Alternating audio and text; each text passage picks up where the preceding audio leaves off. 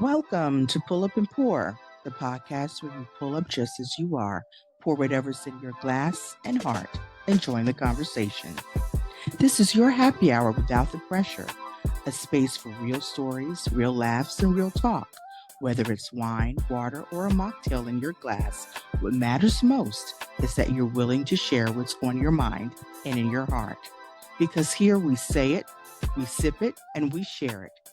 In this space, connection flows best when everyone's welcome. So pull up, get comfortable, and let's pour into some conversation.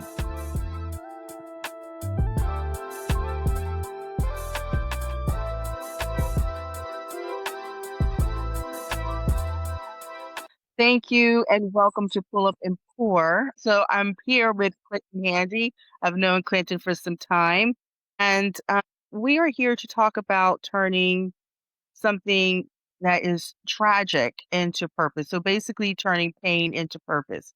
So Clinton, I'm going to allow you to go ahead, introduce yourself to the audience and tell us a little bit about you and then we'll jump right into it. Hey, how you doing? Thank you for having me this evening. Name is Clinton Handy, father, grandfather, engaged, worked in telecommunications for over 35 years, Air Force veteran, and that's pretty much it. Hard worker, fun guy, here with you tonight. There we go. Okay. All right. Good enough. Good enough. So you've lived a full life. Mm, I mean, first, since you have, served in desert storm. So really and truly, thank you for your service, thank in you. doing that. And then telecom professional. So how did your time in the military, like with Desert Storm, how did that influence your mindset when it comes to like resilience and discipline?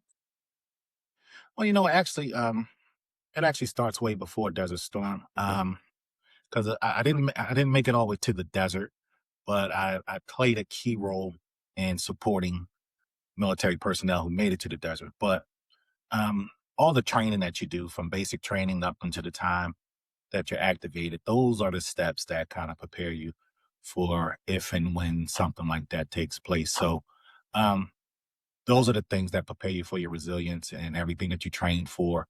When the time calls, you're able to, just go in and do what you have to do. I mean, personally, I think everybody coming out of high school should have to do 2 years of military service because it really lays a foundation and some things now, some things I still use now from basic training to this day because it really lays a foundation about teamwork, commitment, partnership, and stuff that I can, like I said, I continue to use this today. So Okay. So, what did success look like for you then before things changed for you? What did success, or what was that like for you then as opposed to now? are we talking about military or just my life in general? Well, in terms of like your life, what does success look Um, like before? And then what does it look like, for you now? well, success before it's always been, I've always been a hard worker and a provider. So, success always been able to just provide for my family and, now my grandchildren and almost anything, that I've decided to dive into. I've dived into a few business ventures, school, almost everything. So success is just how well I do those things. And it's continuous. I've had great success in school, great success in the military, great success in my job. So it's all about the preparation and the hard work. And so for me, the success really, it doesn't change. It's just the work and whatever the next level, that I'm trying to achieve. And so, reaching the next level, it's continuous. For me, it's continuous. So, just accomplishing the things and then setting goals for the next thing and reaching that as well. Okay. So we're just going to shift gears a little bit and we're going to kind of jump right in, to while we're here. So if you're comfortable with sharing, can you tell us a little bit about your son, and what he meant to you? He's my youngest of four. So, and he meant a lot to me, especially leading up to his passing because, some of my other children, they moved a little further away. So, he stayed here in Philly. So him and I our relationship came closer because he would always swing by, check up on me. So that relationship meant a lot. And he went through a rough patch. So helping him navigate that and seeing him, come back from that, that continued to help, build our relationship. So, it got to the point where like he meant a lot. It really meant a lot. Like I said, especially he and I being the only ones up here in Philly, and that connection, that started to grow just from him and I reaching out and connecting with each other. It was very impactful. Okay. Now, what was that, I would say, that moment like for you when things kind of shifted, like emotionally, like mentally, like Um, when that shifted? well, that day was a real funny, eerie day. It was September 21st. I was working overtime, and he had got himself into a little hiccup. So he was, fighting some things in court. So that particular morning, he called me and was like, I got to go to court. Hope things work out. Because he had turned his life around. He was just trying to get past it. So Mhm. September 21st, he called me, and I told him, we just, hope for the best, pray for the best, let me know. So that day went on. I was still at work. He called me, I want to say around 6:30, 7 o'clock that evening. And he was telling me how, things worked out in his favor. So, and then of course he got around to asking me for some money. But if you ask my children, if you ask any of my kids, you ask for some money, it's gonna come with a lecture. So, so I was giving him a little bit of a lecture. And then but my son, he always has to explain himself. He always wants to give a reason and a rationale. But, he started beating himself up about, he's always catching a bad break. And I just was trying to, refocus him. He just had a good day, just got some good news. So, I was just mentioning to him how, life is happening to everybody. It's always happening to everybody. It's just a matter of how you're going to respond to it. What are you going to do? With the situations that you're confronted with. And it was just I didn't know 2.5 hours later, I was going to have to eat those words that I just was sharing with him. And it was shortly after 9 o'clock. I'm watching the Phillies make their run for the playoffs when I got the call. Gathered myself. By the time I got to the hospital, he was already gone. So, and that was on the 21st September. My birthday's the 22nd of September, and Wow. his was the 24th of September. My God. Oh my God. Um, Very close. so it was just, just playing that day back and that moment back and that time back, like I said, I had to get that bad news and then wake up and field a bunch of birthday wishes and be like, well, damn. And then 2 days later, you know, celebrate his birthday. So it was a lot. And, if anybody who dealt with death, you got to go into preparation and you're trying to mourn, but it's business for everybody else. So that Yeah. whole thing gets a little eerie. Yeah. So, Yeah. I completely understand that. Yeah. So one of the things that you mentioned, which I have to say I'm so proud of you and really commend you for, is that you talked about therapy. Okay. mhm, Because I know that grief can show up in many different forms. Okay. Not all the time is it shedding tears, frustration, it's, sadness, but more of a sometimes shut down, it can show up in so many different ways. It can show up as, lashing out at someone, So mhm, I was very happy to hear when you mentioned about going for therapy. And I'll be honest, a lot of it is because, while, the blended Black community, we are seeking therapy more often now, okay?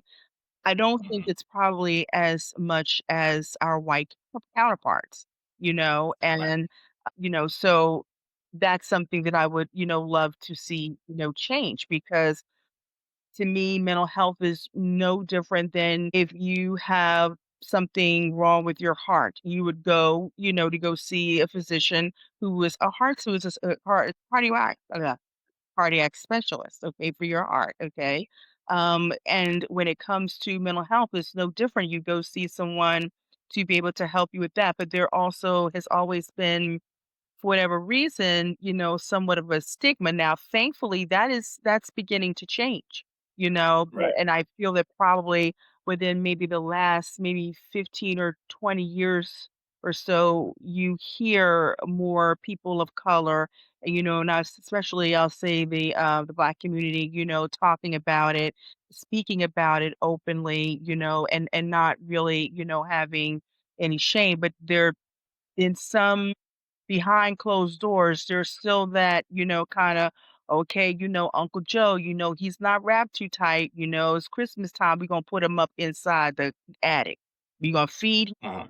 and then we could lock him, we're gonna put him up there where he's comfortable, but he's not to come downstairs to be around everybody else." There's still a little bit of that shame and that stigma. So I was very glad to see that you took was you were Uh-huh. intentional about getting well and getting yourself help and recognizing that, okay, this is something that I actually am going to need some help with. And I can't just sweep this underneath the rug. I Uh-huh. have, other, children, other responsibilities. So I have to make the decision, to be whole. Okay. To be Uh-huh. whole. So what made you want to open up, what was that like for you? What was your initial perception? Well, well, I mean, this therapy. I've been going to therapy for a very long time, and everything that you mentioned, it has been a stigma, especially for African Americans, even more so African American male. But I've been in therapy for a very long time, and I've always spoke about it at work, at the barber shop. So, so knowing, once I, suffered this loss, I knew when I got ready, it was going to be necessary because, you go to therapy for different reasons. And this one, even grief, some people grieve, breakup or divorce or something like that, or the loss of a parent. But this one is a little different when you lose a child, Mhm. when you lose a child because things are out of order. Yeah, You lose a loved one, you lose you lose a spouse or a sibling, or they had some life. yeah, You mourn them, you feel sorry for them.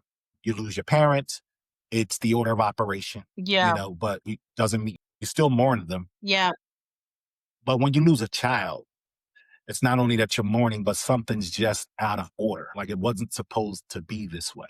yeah, So that's a different, it's just a different approach that, I had to take for therapy. I knew it was going to be important.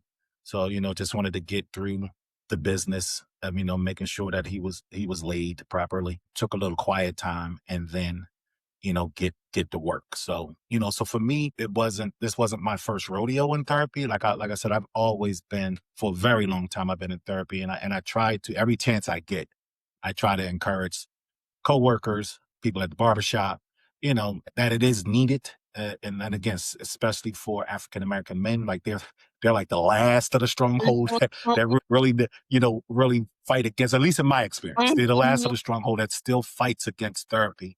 mhm, But just like you mentioned, I have noticed it changing. mhm, It's just at a much slower pace. But I can say, at least in my circle, mhm, I see more and more friends open up, people open up to therapy. So I just knew it was needed. It's just the process was a little different because I mhm, was mourning the loss of a child, which was out of order. It wasn't yeah. a natural order of things.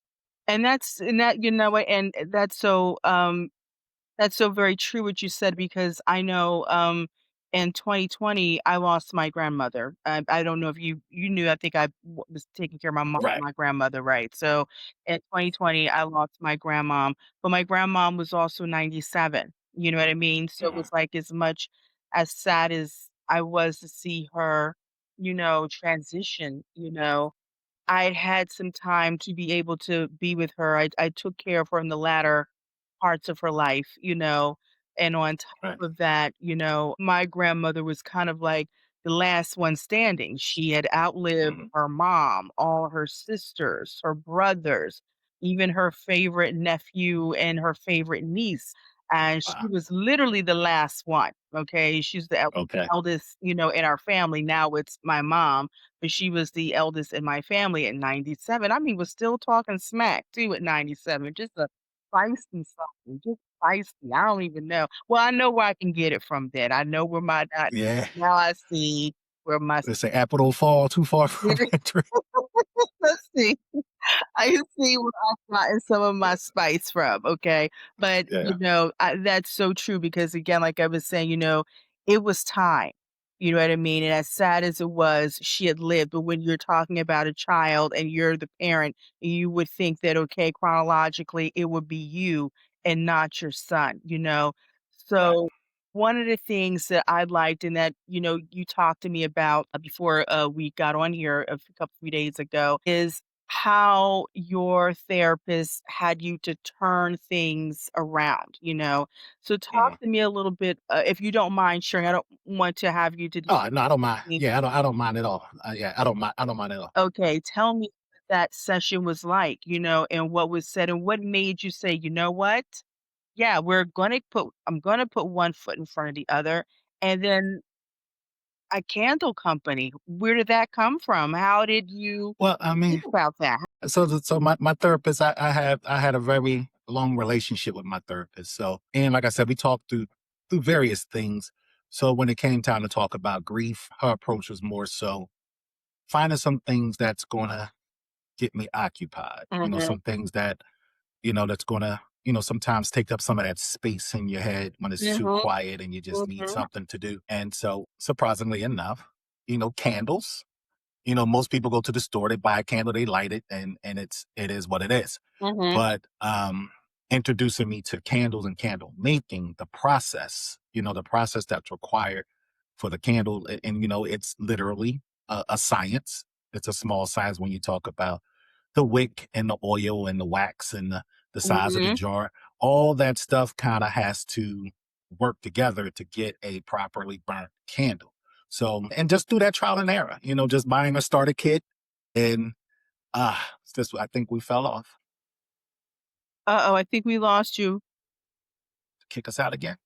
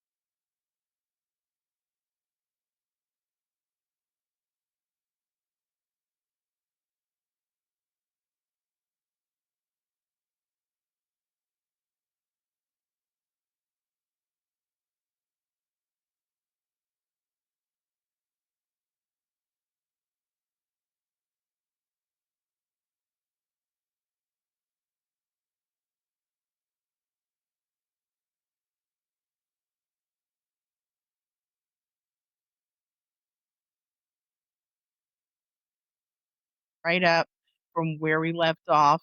Sorry about that. Sorry about that out Yeah. there Uh, in YouTube land. maybe you like it better on that side. You like We just switching, right? I don't know. Maybe that's it. Three times the charm. Let's hope we can get through this. okay. I'm so sorry, Yeah, but that's all right.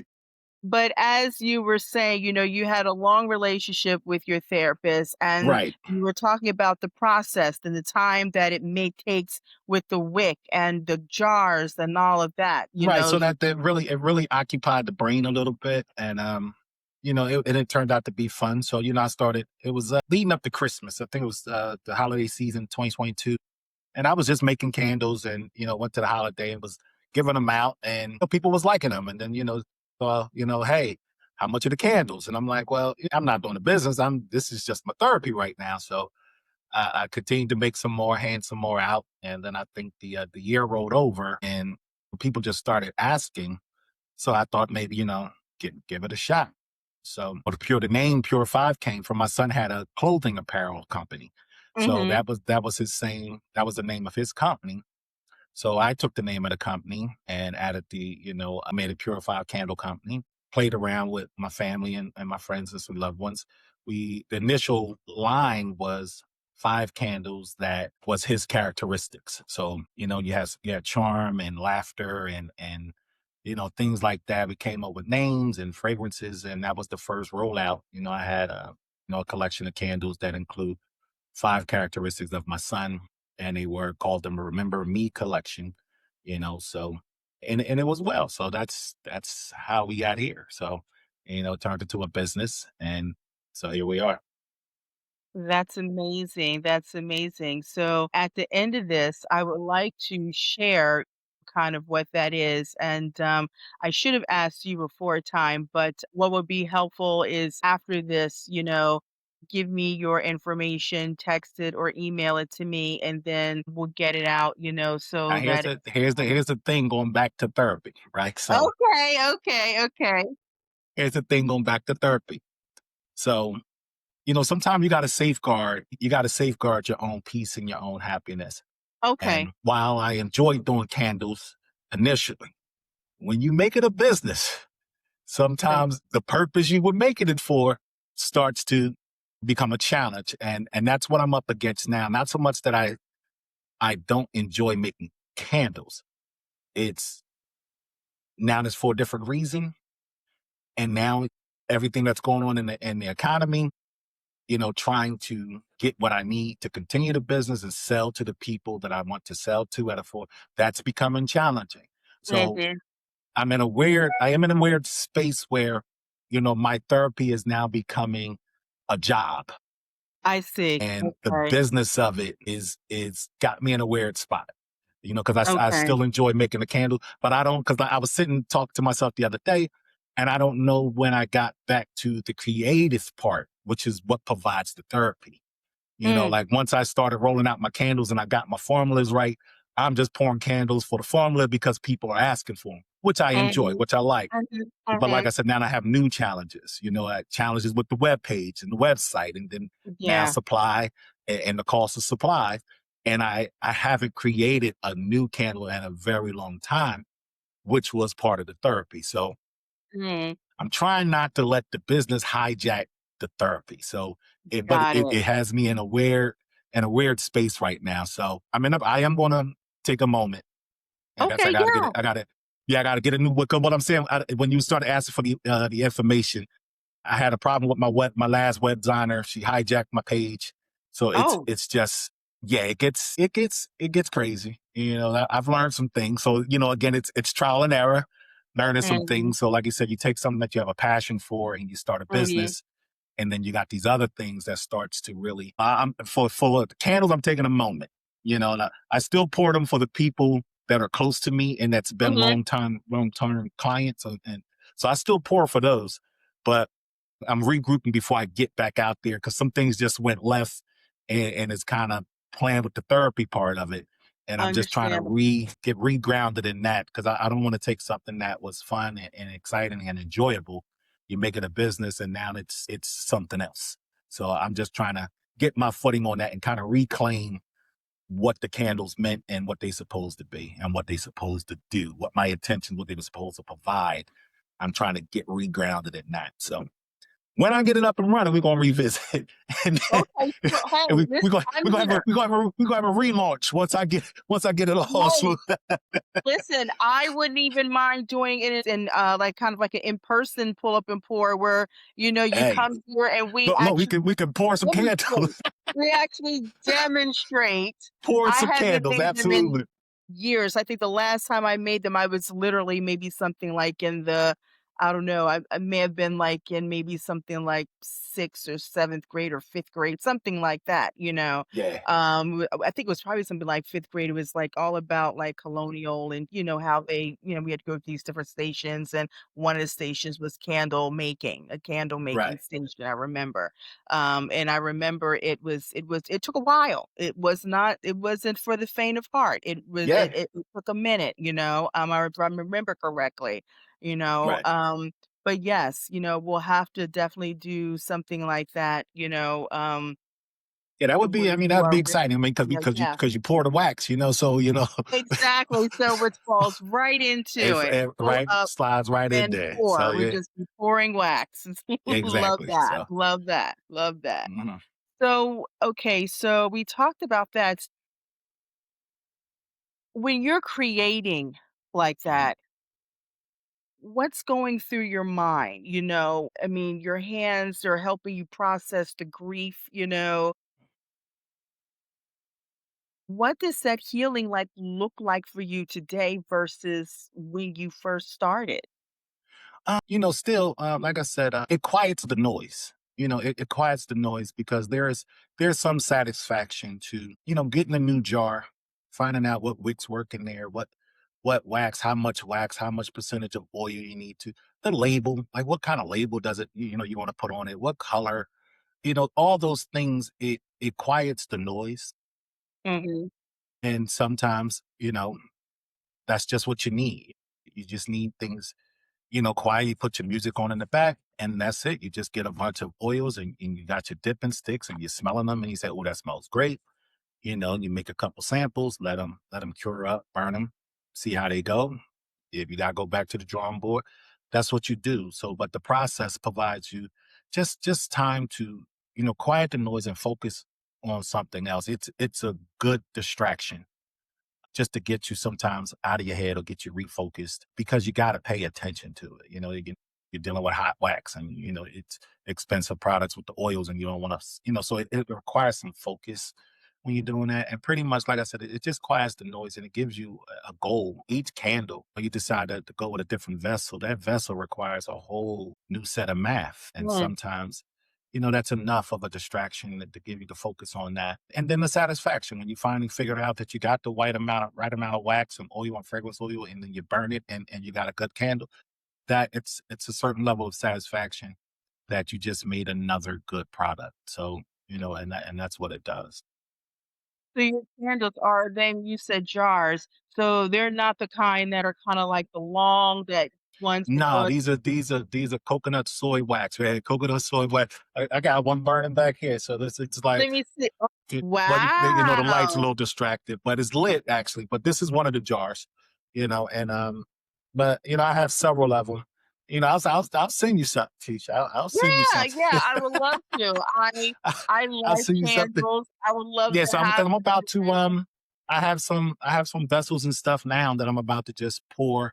It's a friend of mine's having a pop up coming up in the next month, I believe. So I have some vessels that I'm, end of season.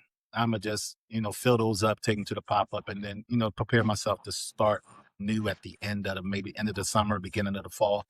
So I just want to get rid of the product that I have now, and then so I'm gonna pour those out, put those on discount, sell them at pop ups, and then I'm looking to start new. Maybe Mhm. some new vessels, some new just set some new goals, and come fall of this year. Okay, okay. Mhm, Now I wanna go back to something because we were talking about in terms of therapy and especially as it pertains to, our community mhm. and, specifically in terms of with Black men. So why do you think that you have so many Black men that struggle to express grief and to seek help? Largely, the short answer is history. The short answer is history. You got your family, African American, we grew up in America struggling. You know how blacks grew up in America Mhm, struggling, and you have to be strong. You got to be strong. You got to tuck stuff away. You got to deal with it. You got to be strong. And at that, so throughout generations, mental health was like we talked about, looked at as a weakness. You know, you mhm, if you complained about it, cried about it, heard about it, hey, get over it. Get over mhm, it, tuck it away. You got to be strong. You a man. So it's all those stereotypes that society has put on us to just be strong. And mhm. anything short of that, you're failing. So, Yeah. um, and it takes, I mean, and that's kind of like where we are. Like I said, it's even when I decided to go to therapy, because like I said, I've been going a very long 20, I want to say 20 plus years. I've been going to therapy, and I've always been open talking about it. And I stumbled into I stumbled into therapy on some BS, but it turned out to be one of the best things that ever happened to me. You know, Mhm. at the time I was married, we were young, we were having, some arguments, some disagreements. She got upset with me, called the cops, go down the whole situation to make the shit go away. Anger management. Gotta go to anger management. Okay. Mhm. I Mhm. wanted to go away. I don't want no problem. I had to go to therapy. But it turned out to be one of the best things that ever happened to me, and I continued to go to therapy for different reasons, for various reasons, whether it's, wasn't feeling the best about myself, trying to understand myself, grief through both parents, just, relationships. So I've always been in therapy, and I tried to share that with people along the way. I got some pushback, but I'm very comfortable in who I am, Mhm. and I started challenging people, about, you know, you could say these things to me. I'm trying to share with you what you might need to. Oh, just get over it. You're weak. You're this, that, and the other. And then I would just challenge them. I would just challenge them. Mhm. Okay, so, I'm weak because I can sit here and express myself to you. You're strong because you're going to sit there and hold all of it. That don't make no sense to That makes no me. sense But whatsoever. that's the uphill battle that African American men, people, I can only speak for my friends when are predominantly male and what they share with me. I'm sure anybody who's have their own feelings about therapy. But in my circle, the men, it's just, if I go to therapy, if I admit that there's something wrong with me, then I'm supposed to be able to shoulder this. I'm supposed to be able to handle it, and everything else I just got to get over. And so I believe that's been the largest reason why there's been a lot of pushback from African American men with therapy, because their whole lives they were told that they had to be strong and they should be able to handle this, and you should be able to push this down, and you should be able to keep it moving until, Yeah. but like we mentioned briefly earlier, I am glad that even in my circle, I see more men going to therapy. Hell, my friend 65 years old, he's going to sessions for the first time, you That's know. amazing. So, so I'm excited for him. I That's had amazing. another good friend. Like I'm no therapist, but if I see something in you and I mention it to you, I had a friend that was denying that he was depressed. And so my approach was, look, I ain't saying you depressed. You just giving out all the signs. So you, you so I you like might want to that. go I'm talk to not somebody. saying you depressed, but you just Right. giving out all So the yeah, signs. But I'm not saying you you might want are. to, right. So you might want to go talk to somebody. So, I'm happy now that that friend has gone and he's That's dealing with some beautiful. stuff. So it's been a really, I mean, if you ask me, it's been a really good year for me with my friends and therapy. So, That's you good. know, That's excellent. yeah, but I talk about it every chance I get. I'll shout it to the rooftops. Like, you might want to get some help. So yeah, That's amazing though, and I yeah, think because I find that we have to start normalizing having yeah. that conversation and normalizing it within the community. I find that until that's done, we're gonna continue to have that pushback. Oh, excuse me, that you were talking about, but we do have to start, kinda normalizing that. And it has to be done together too. It has to be, the support of some of the women too. I mean, because you have some women in some relationships, that they're saying the same thing that the man feels. Like, you're supposed to be strong. Oh, you don't need no therapy, this, that, and the other. So, you need to support people around you, Especially Black women. especially those that Yeah, claim to love you. You need yeah, that support as well. Hey, maybe we do need to go talk to somebody, or maybe you do need to go talk to somebody, yeah, and I'm here to support that. So, it's not just an individual. It's a team effort, collective effort, and between your family and your friends, yeah, that it might be something needed. yeah. And especially even too, you mentioned you brought up a good point, with women, especially women of color, and specifically, as a Black woman, just feeling like many times, a lot of us shoulder so much. Hmm. We're expected to shoulder it, and to kind of, basically lick it and keep on ticking, and not really express it because a we are demonized if we express it. Now we're quote unquote angry, black women, okay?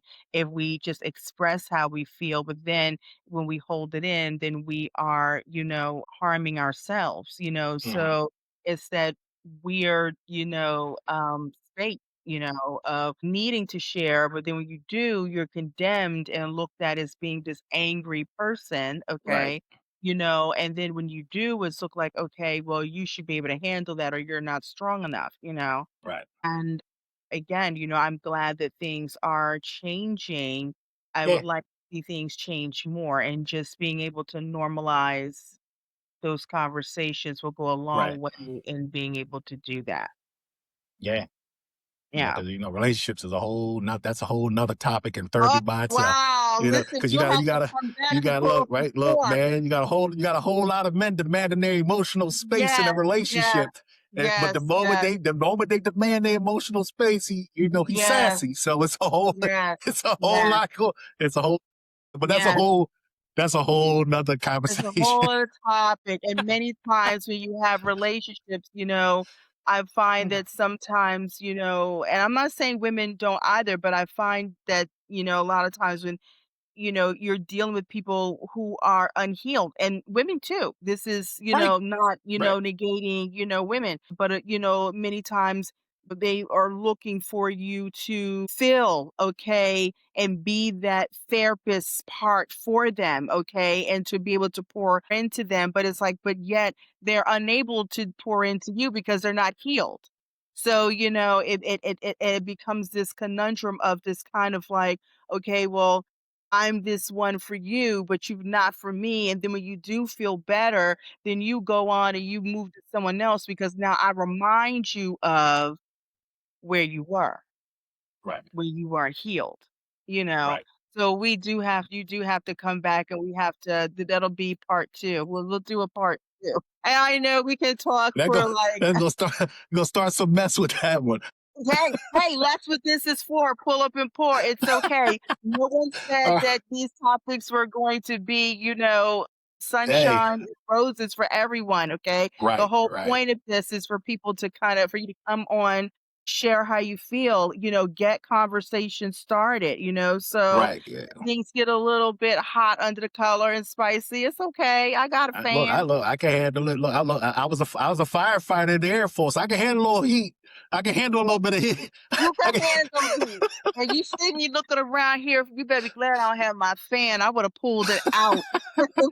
That's my fan. I didn't have my fan. I'm all right for a little hot under the collar.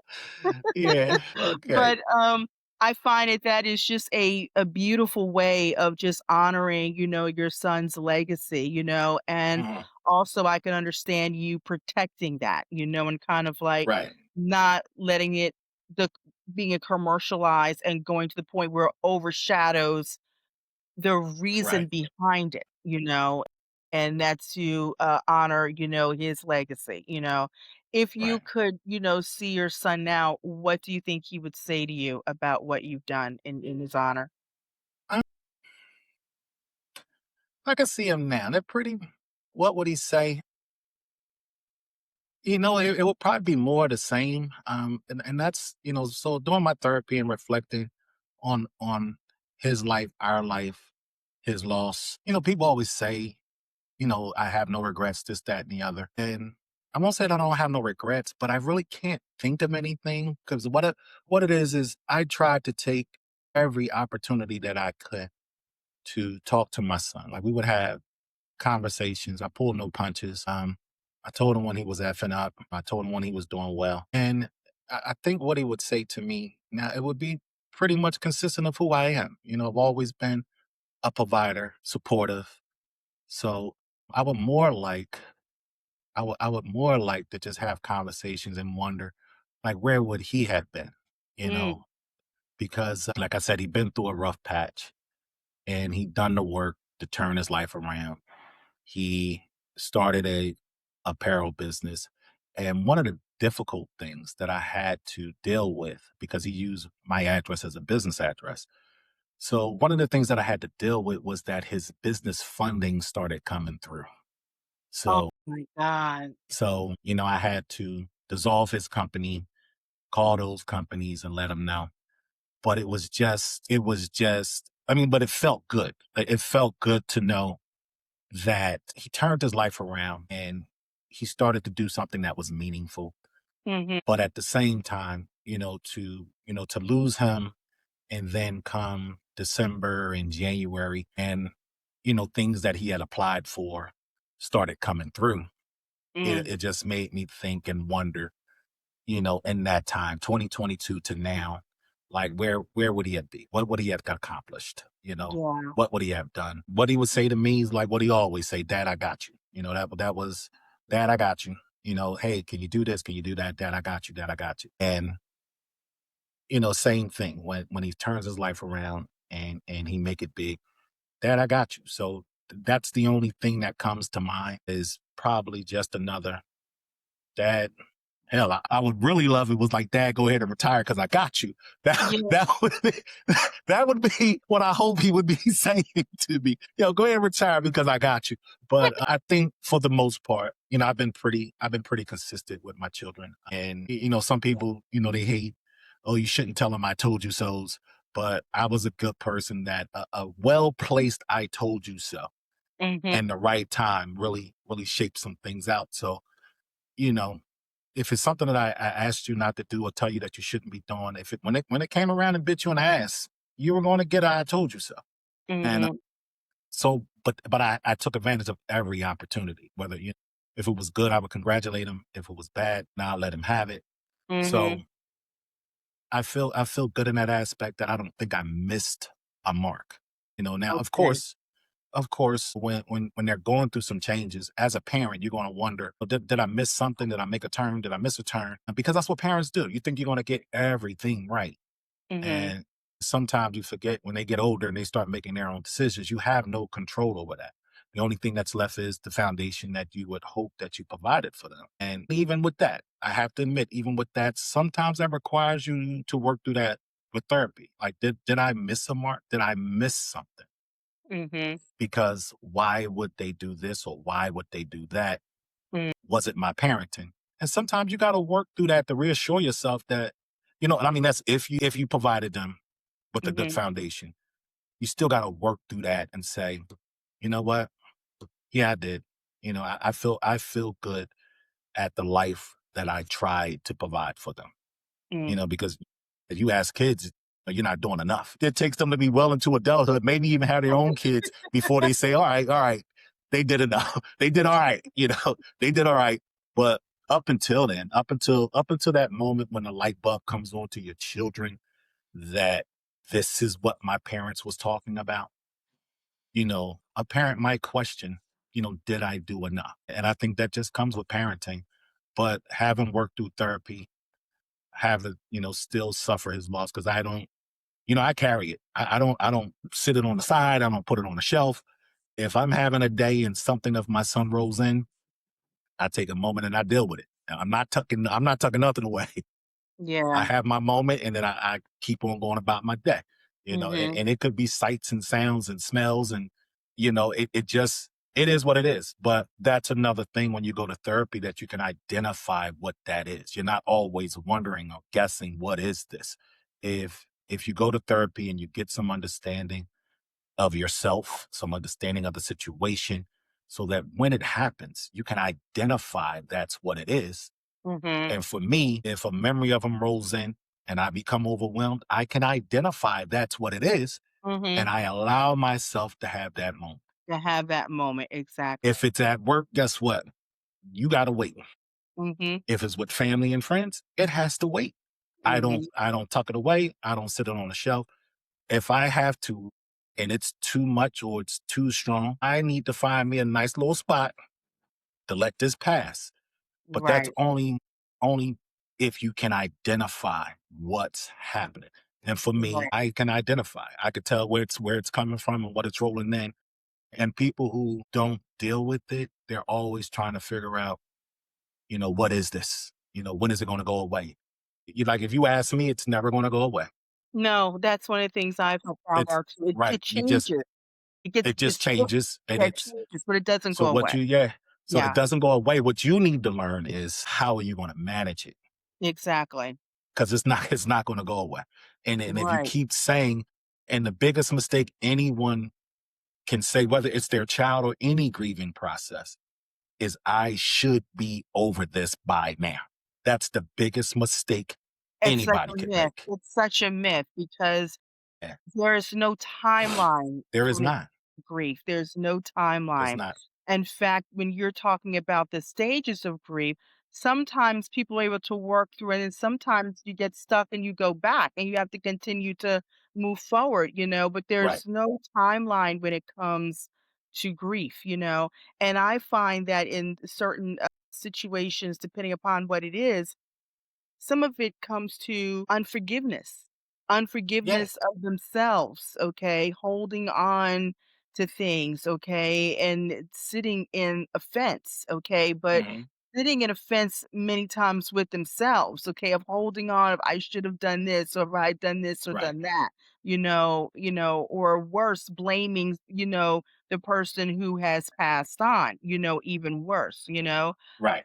But yeah, it's being able to kind of also truly let things go. I mean, we've all heard that saying, okay, or I guess a lot of us let go and let God, but truly let go and let God, give Right. it to him, and don't sit in that resentment because that resentment then builds, that though that sitting in a fence then lead paves the way for resentment to kind of come in and being angry at yourself, and then that comes out in a number of But even ways. that letting go and let God, to some people, it's it's to some extremes. And like I said, I'm not a therapist and I can't speak for everybody, but I can only speak for situations that I've encountered.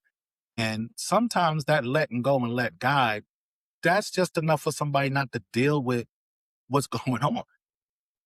Because I if see what they they feel right, that just, let it there, okay, then right. now forget. No, this Rather than, because sometimes healings requires people to deal with this stuff right in its face. And if yeah, you letting go and letting God, then if you're going to say at some point, God is going to take this off me, it don't work that way. It don't work because faith no, without works is dead. So it don't work that right, way. right. It's Sometimes even if you letting go and let God, that's only after you put in the work. right, So you still have so to do your right, part. You still have to do your exactly, part and grieve, exactly, and be okay with grieving, and like you were saying, don't feel the need to shy away, okay? right. Feel that. And I find that a lot of times people don't want to feel. They are terrified of vulnerability. They are terrified of actually feeling. And when Hmm. you're dealing with grief, in my experience, the only way out is through. If and you don't Yeah, really get out, but the only way you is gotta go through.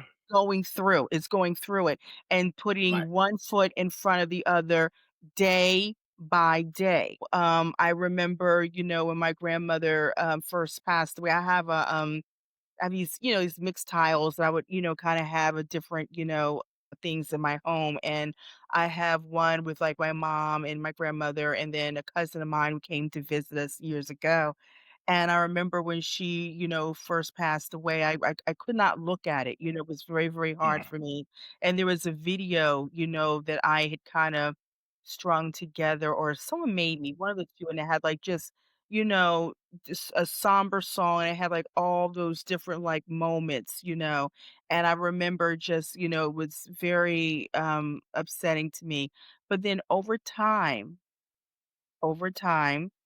um, I began to realize, I don't wanna turn this into a theology session, but I know for me personally, I had a Right, goodbye dream. I did. I right. had a goodbye dream, and, in my dream, I saw my grandmother, and, I remember when I saw her, she was kinda standing up on a step, and I said, Nanny, I used to call her Nanny. I said, "Nanny, is that you?" She said, "Mhm." And I remember asking her if I could hug her, and when I hugged her, it was the most beautiful and strangest feeling that I ever felt. Like, I hugged her in the dream, and when I hugged her, every essence of who she was, that's what I felt.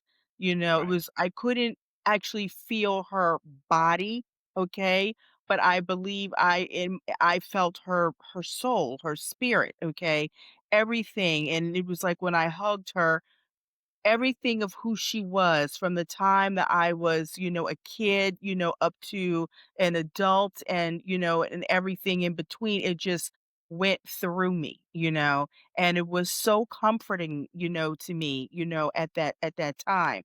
And, Right. the dream eventually ended, but, it was at that moment, I think for me, when I was like it's also too when I asked her, "How are you doing?" And she was like, "I'm doing better than you." I was like, "She's still snarky, She good. She snarky good now. in Right. the Yeah. dream, like, you real snarky in the dream. In the dream, you Right. still snarky."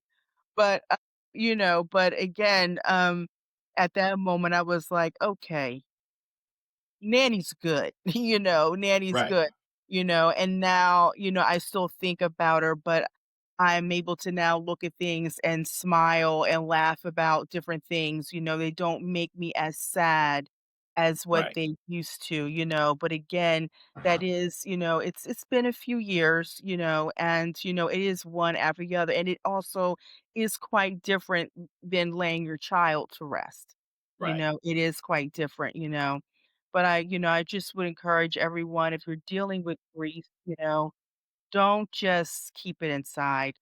You Go can't. seek help, and however Right. way you seek help, if it's going to go see you're getting into a faith-based, ministry, a counseling session that specialized with grief, or going to see a traditional, licensed therapist, but go get help. Don't just try to manage it by yourself. Because one thing I think that I learned is that you can have friends, but it's also to a certain extent that it can be isolating, especially if Right. they've never gone through that.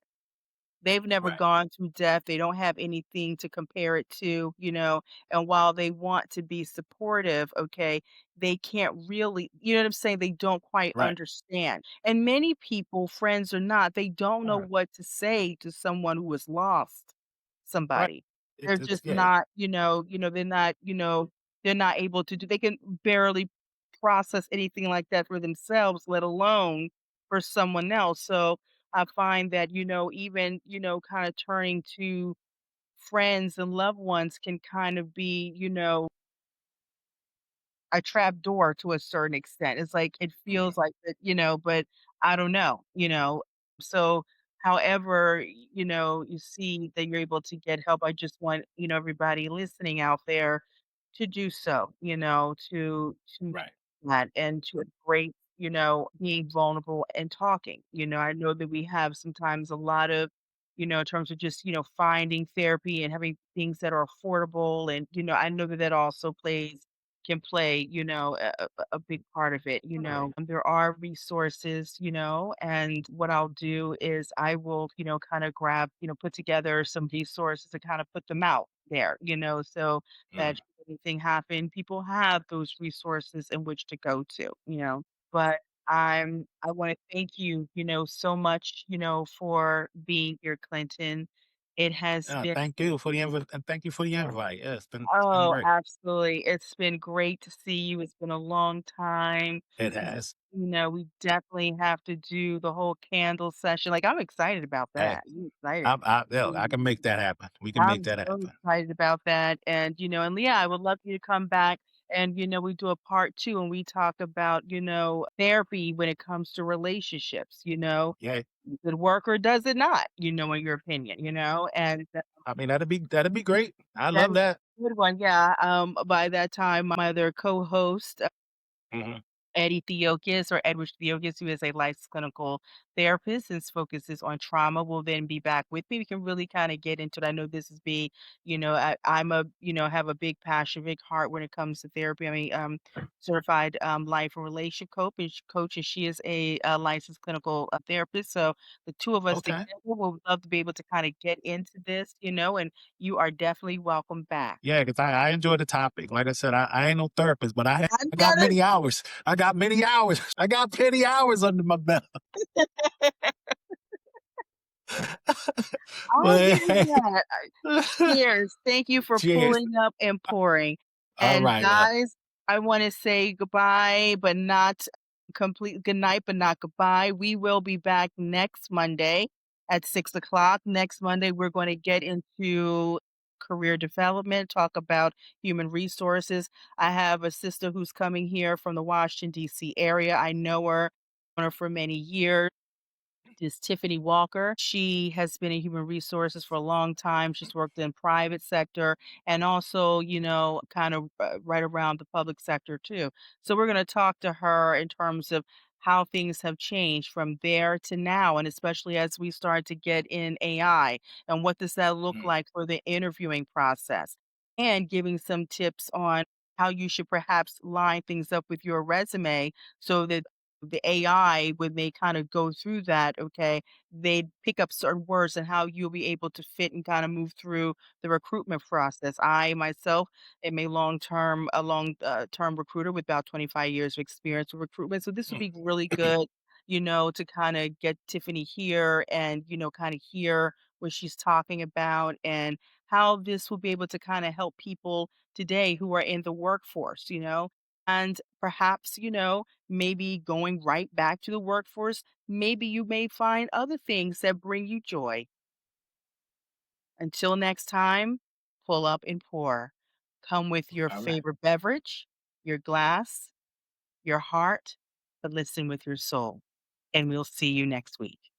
Bye bye, all. Well, that's today's Pull Up and Pour.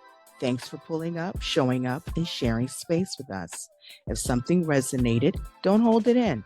Share this episode, start the conversation, and come back next time with whatever's in your heart and in your glass. Because this is where we say it, sip it, and share it. And there's always room at the table. Until next time, take care, stay connected, and don't be a stranger.